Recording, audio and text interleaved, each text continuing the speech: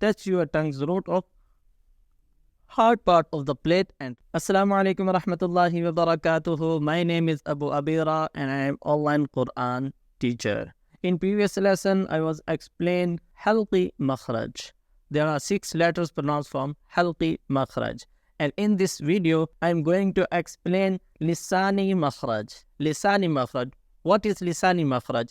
Lisan means tongue. And Lisaani Makhraj, it means to pronounce these following letters using your tongue. What's that letters? So let's explain that letters which are pronounced from Lisaani Makhraj. So that letter are only 2. Qaaf and kaaf. Qaaf and kaaf.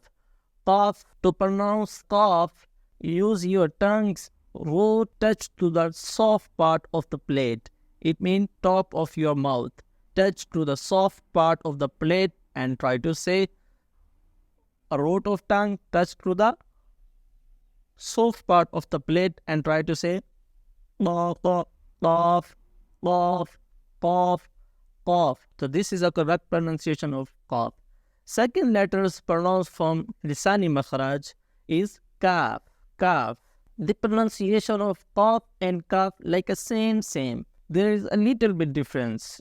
And the difference is touch your tongue's root, hard part of the plate. In the pronunciation of qaaf, touch your tongue's root, soft part of the plate. But in pronunciation of kaaf, touch your tongue's root of hard part of the plate and try to say kaaf, kaaf, kaaf, kaaf.